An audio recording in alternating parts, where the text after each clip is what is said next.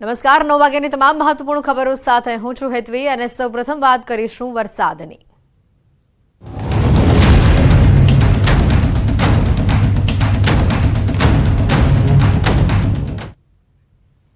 લગભગ 1 કલાક બાદ એટલે કે 10 વાગ્યા સુધીમાં 3 જિલ્લામાં વરસાદની આગાહી છે।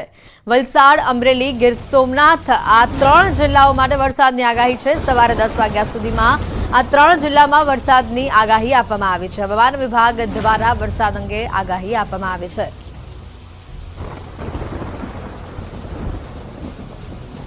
ગુજરાતના કેટલાક જિલ્લાઓ માટે હવામાન વિભાગ દ્વારા વરસાદની આગાહી આપવામાં આવી છે। સવારે 10 વાગ્યા સુધી 3 જિલ્લામાં વરસાદ વરસી શકે છે। વલસાડ, અમરેલી અને ગીર સોમનાથ આ 3 જિલ્લા માટે વરસાદની આગાહી છે। હવામાન વિભાગ દ્વારા વરસાદની આગાહી આપવામાં આવી છે અને આવનારા 6 દિવસ સુધી વરસાદની આગાહી છે। ગુજરાતના 14 જિલ્લા આજે સાવધાન રહેજો કારણ કે આજે દિવસ દરમિયાન 14 જિલ્લામાં મધ્યમથી સામાન્ય વરસાદની આગાહી છે। થંડરસ્ટોર્મ એક્ટિવિટીની સાથે વરસાદ થઈ શકે છે। વીજળીના કડાકા ભડાકા સાથે વરસાદ ખાબકી શકે છે। 30 થી 40 કિલોમીટરની ઝડપે પવન ફૂંકાઈ શકે છે। આજે વડોદરા, છોટાઉદેપુર, નર્મદા, ભરૂચ, સુરત, ડાંગ, તાપીમાં વરસાદની આગાહી। અલગ અલગ 14 જિલ્લા માટે વરસાદની આગાહી આપવામાં આવી છે। તેને મેપના માધ્યમથી સમજવાનો પ્રયત્ન કરીએ કયા કયા વિસ્તારોમાં વરસાદ જે છે તે જોવા મળશે। તો આપ જોઈ રહ્યા છો લગભગ મોટા ભાગનો જે દક્ષિણ ગુજરાત અને સૌરાષ્ટ્રનો પટ્ટો છે ત્યાં વરસાદની જે છે તે આગાહી આપણને જોવા મળશે। દાહોદ છે, પંચમહાલ છે, છોટાઉદેપુર છે, વડોદરા છે, નર્મદા છે, ભરૂચ છે, સુરત, તાપી, નવસારી, વલસાડ, ડાંગ, દમણ અને દાદરાનગર હવેલી। દક્ષિણ ગુજરાતનો આ પટ્ટો સાથે ભાવનગર, અમરેલી અને ગીર સોમનાથ। દક્ષિણ ગુજરાત અને સૌરાષ્ટ્રના આ તમામ જિલ્લા કુલ આ 14 જિલ્લા માટે વરસાદની આગાહી આપવામાં આવી છે। આ તમામ જિલ્લાઓમાં મધ્યમથી આપણને સામાન્ય વરસાદ જોવા મળી શકે છે અને સૌથી મહત્વની વાત છે વરસાદની સાથે આ તમામ 14 જિલ્લાઓ જે આપ જોઈ રહ્યા છો ત્યાં થંડરસ્ટોર્મ એક્ટિવિટી પણ જોવા મળવાની છે। હવામાન વિભાગ દ્વારા આગાહી આપવામાં આવી છે। આજના આ 14 જિલ્લા દાહોદ, પંચમહાલ, વડોદરા, છોટાઉદેપુરની સહિત દક્ષિણ ગુજરાતનો આખો પટ્ટો સૌરાષ્ટ્રમાં વરસાદની આગાહી આપવામાં આવી છે। સાથે જ રાજ્યમાં વરસાદી માહોલ જે છવાયો છે। 24 કલાકમાં 72 તાલુકામાં વરસાદ વરસ્યો છે। સૌથી વધુ તાપીમાં વરસાદ છે। ડોલવણમાં 4.5 ઇંચ વરસાદ થઈ ચૂક્યો છે। વાલોડમાં 3.5 ઇંચ વરસાદ વરસ્યો છે। ધરમપુર અને બાબરામાં 3 ઇંચ વરસાદ ખાબક્યો છે। કપરાડા અને ક્વાંટમાં 2 ઇંચ વરસાદ પડ્યો છે। તો લાઠી, વાંસદા અને ઉમરપાડામાં 1.5 ઇંચ જેટલો વરસાદ થયો છે। તિલકવાડા, નેત્રંગ અને વ્યારામાં 1.5 ઇંચ વરસાદ થયો છે। નાંદોદ, ખેરગામ, જાંબુઘોડા, શ્રીનોરમાં 1 ઇંચ વરસાદ ખાબક્યો છે।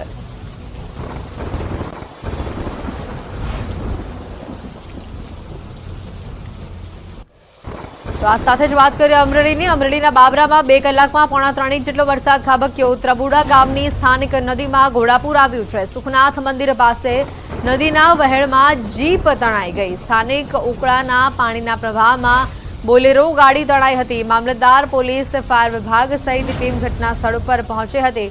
ફાયર વિભાગની ટીમ દ્વારા બોલેરો ગાડી પાણીમાંથી બહાર કાઢવામાં આવી। બોલેરો ગાડીમાં 3 થી 4 વ્યક્તિઓ હોવાનું અનુમાન છે। ફાયર વિભાગની ટીમ દ્વારા શોધખોળ શરૂ કરવામાં આવી છે। અમરેલીથી આ દ્રશ્યો સામે આવ્યા છે। હજી તો સિઝનનો પહેલો વરસાદ અને એટલી ધબધબાટી બોલાઈ ગઈ કે એક બોલેરો ગાડી જ આખી તણાઈ ગઈ અને આ ગાડીની અંદર 3 થી 4 લોકો સવાર હોવાનું અનુમાન સામે આવ્યું હતું। હાલ એ તમામ લોકોની શોધખોળ કરવામાં આવી રહી છે। રેસ્ક્યુ કરવામાં આવ્યું હતું। બોલેરો ગાડીને આ વહેણમાંથી બહાર કાઢવામાં આવી હતી।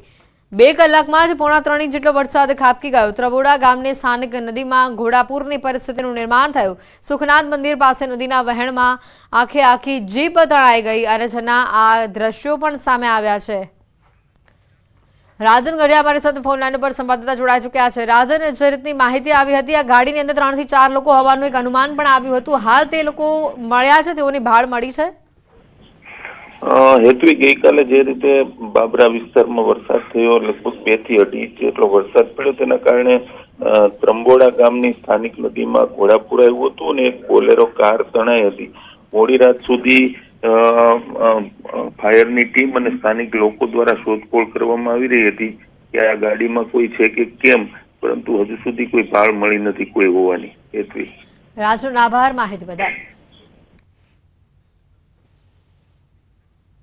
અમરેલીથી જ વધુ એક સમાચાર આવી રહ્યા છે। ધારીના ગીર પંથકમાં મેઘરાજાની બેટિંગ જોવા મળી છે। દલખાણીયા, જળજીવડી, પાણિયા અને કોટડા સહિતના ગામોમાં વરસાદ થયો છે। આ વરસાદના કારણે વાતાવરણમાં ઠંડક પ્રસરી છે।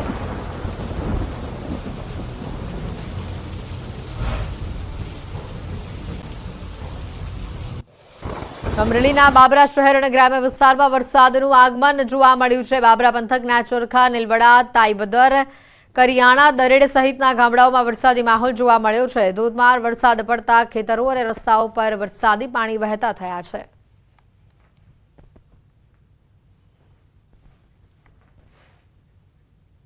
અમરેલી જિલ્લાના ગ્રામ્ય વિસ્તારોમાં બીજા દિવસે પણ વરસાદી જે માહોલ જોવા મળ્યો। ખાંભા શહેર બાદ ખાંભાના ડેડાળ, હનુમાનપુર, તાલડા, માલગણેશ, જામકા, વાગંદ્રામાં વરસાદ થયો। સાવરકુંડલાના ઘોબા, ફિફાદ, પીપરડી સહિતના ગ્રામ્ય વિસ્તારોમાં પણ ભારે પવન સાથે ધોધમાર વરસાદ વરસ્યો। અસહ્ય ગરમી બાદ ભારે પવન સાથે ધોધમાર વરસાદ થતા ઠંડકનો અનુભવ થયો।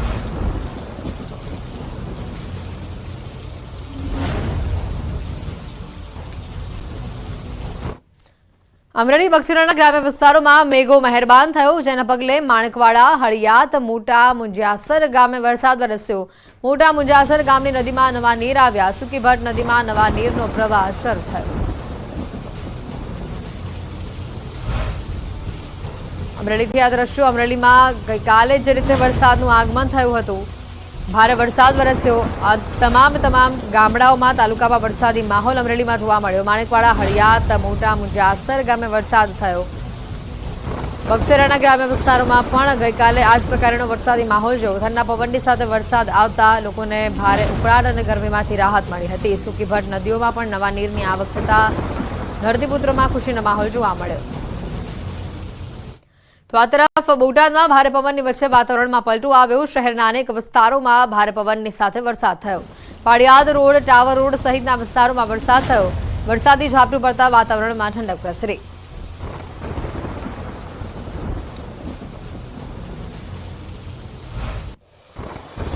તો આ તરફ ભાવનગરથી પણ કંઈક આવા જ દ્રશ્યો સામે આવી રહ્યા છે, જ્યાં મેઘરાજાની તોફાની બેટિંગ બાદ તારાજી સર્જાઈ। ઉમરાળા સહિતના વિસ્તારોમાં ભારે પવન બાદ નુકસાન સામે આવ્યું। જોરદાર પવન ફૂંકાતા વૃક્ષો ધરાશાયી થયા। ઉમરાળા ગામની કેન્દ્રવર્તી શાળાના પતરા ઉડ્યા હોય તેવા આ દ્રશ્યો સામે આવ્યા છે।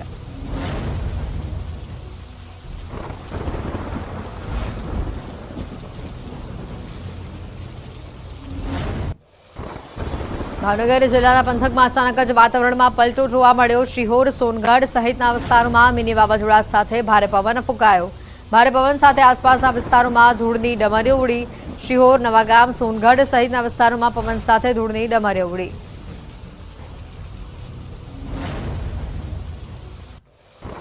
આગળ વાત કરીએ ગીર સોમનાથની, તો ખાંભા ગીરના ગામડાઓમાં કરા અને પવન સાથે ધોધમાર વરસાદ થયો। ખાંભા શહેરમાં પણ પવન સાથે ધોધમાર વરસાદ વરસ્યો। ખાંભાના ડીડાણ, હનુમાનપુર, તાલડા, દરડી, જામકા, પીપળિયા સહિતના ગામોમાં પવન સાથે વરસાદ વરસ્યો। ખાંભાના બોરાળા ગામે કરા અને પવન સાથે વરસાદ ખાબક્યો। ગીરના ગામડાઓમાં મેઘરાજાની પધરામણી થતા ખેડૂતોમાં ખુશીનો માહોલ જોવા મળ્યો। ખાંભા ગીર પંથકમાં અસહ્ય ગરમી બાદ પવન સાથે વરસાદ પડતા વાતાવરણમાં ઠંડક પ્રસરી।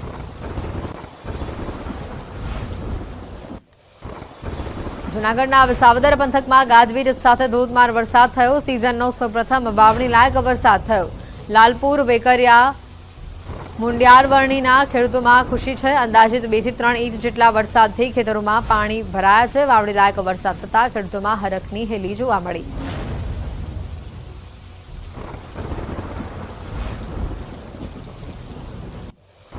તો આ તરફ છોટાઉદેપુરમાં જિલ્લાની જીવાદોરી ગણાતી ઓરસંગ નદીમાં નવા નીર આવ્યા છે। મધ્યપ્રદેશમાં ભારે વરસાદ પડવાના કારણે ઓરસંગમાં ધસમસતો પ્રવાહ જોવા મળ્યો। પ્રથમ વરસાદમાં જ ઓરસંગ નદી 2 કાંઠે વહેતી થઈ હોય તેવા દ્રશ્યો સામે આવ્યા।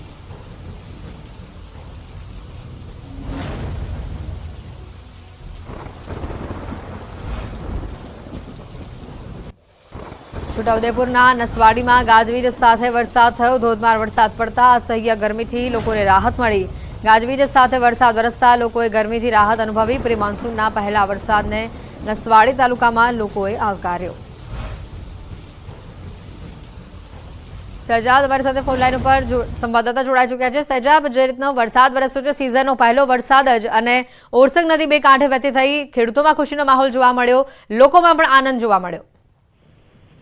જી હેતુ, ખાસ કરીને છોટાઉદેપુર જિલ્લાની અંદર જે વરસાદ વરસ્યો જેને કારણે જે નદી નાળાઓ છે તે છલકાયા છે, અને મહત્વની બાબત એ છે કે ઉપરવાસ એટલે મધ્યપ્રદેશની અંદર પણ ભારે વરસાદના કારણે જે ઓરસંગ નદી છે જિલ્લાની જીવાદોરી સમાન નદી કહેવાય છે। આ નદીની અંદર પણ પાણીની આવક થઈ છે, જેના કારણે જે આસપાસના ખેડૂતો જે છે સિંચાઈનો જે લાભ લે છે, જે નદીના કાંઠાના કે જે ખેડૂતો છે તે એ જ નદીના આધારે ખેતી કરતા હોય છે।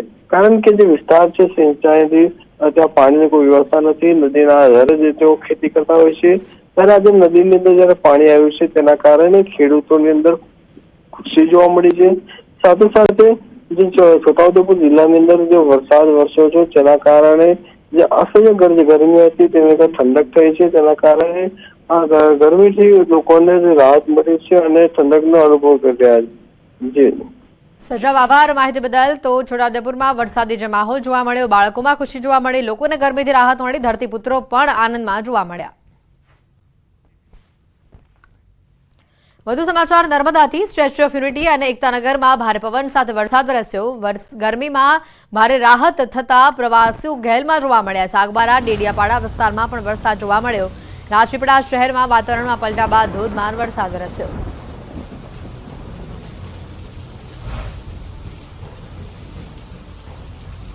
નર્મદાથી આ દ્રશ્યો સામે આવ્યા। ભારે વરસાદના કારણે રાજપીપળામાં ધમાકેદાર વરસાદની એન્ટ્રી થતા લોકોમાં ખુશી જોવા મળી।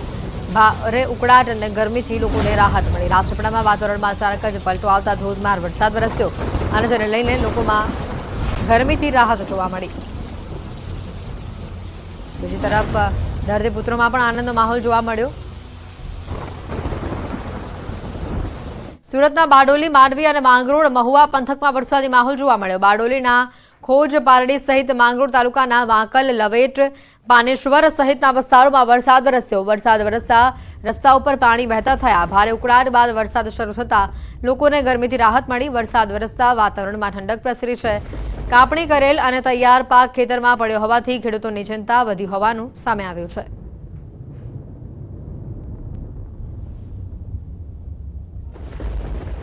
વલસાડ જિલ્લાના વાતાવરણમાં પલટો આવ્યો છે। કપરાડા અને ધરમપુર તાલુકામાં વરસાદ થયો છે। કપરાડાના અંતરિયાળ વિસ્તારોમાં વરસાદ વરસ્યો છે। મહારાષ્ટ્ર અને ગુજરાતની બોર્ડર પરના વિસ્તારમાં વરસાદ થયો। આસલોના પીપલેસત, વડોલી, માલઘર સહિતના ગામોમાં વરસાદ થયો। દિવસભર જિલ્લામાં વાદળછાયું વાતાવરણ જોવા મળ્યું, અને તે બાદ વરસાદનું આગમન થયું।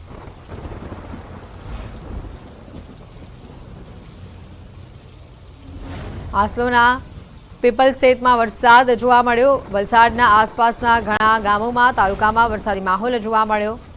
વહેલી સવારથી જ વાદળછાયું વાતાવરણ હતું, અને તે બાદ અચાનક વરસાદ આવ્યો, જેના કારણે લોકોને ગરમીથી રાહત મળી। દ્વારકાથી વધુ સમાચાર આવી રહ્યા છે સામે। ખંભાળિયામાં ઘી નદીમાં આગ લાગી છે। ઘી નદી સુકાઈ ગયેલી જળકુંભીમાં આગની આ ઘટના સામે આવી છે। આગ લાગવાથી ધુમાડાના ગોટે ગોટા નીકળ્યા।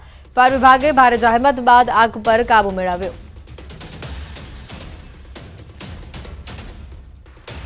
દ્વારકાથી આગ લાગવાની આ ઘટના સામે આવી છે। ઘી નદીમાં આગ લાગી હોવાનું સામે આવ્યું છે। આસપાસની જળકુંભી સુકાઈ ગયેલી હાલતમાં હતી, અને ત્યાં આગ લાગી, જેના પગલે દૂર દૂર સુધી ધુમાડાના ગોટે ગોટા જોવા મળ્યા હતા। સુકાઈ ગયેલી જળકુંભીમાં આગની આ ઘટનાના દ્રશ્યો સામે આવ્યા છે। આગ લાગવાથી ધુમાડાના ગોટે ગોટા જોવા મળ્યા।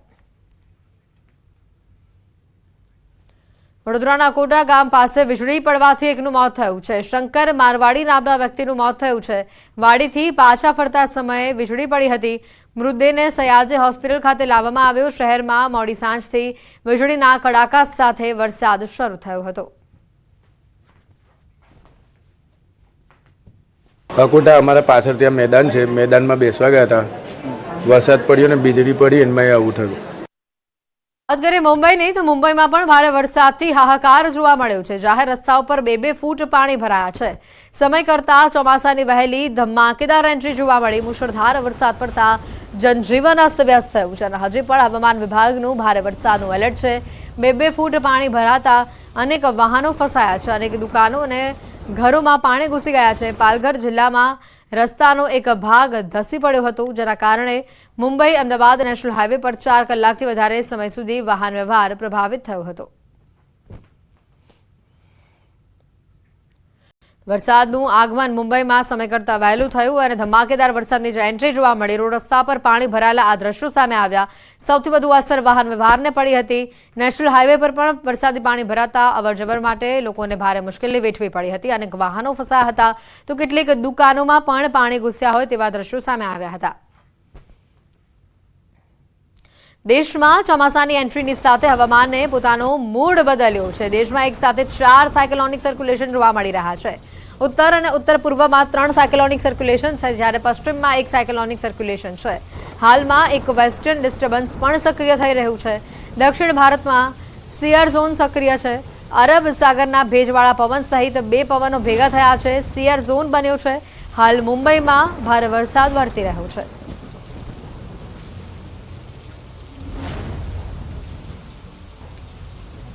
समाचारों में हाल रोकाईशुं एक ब्रेक माटे।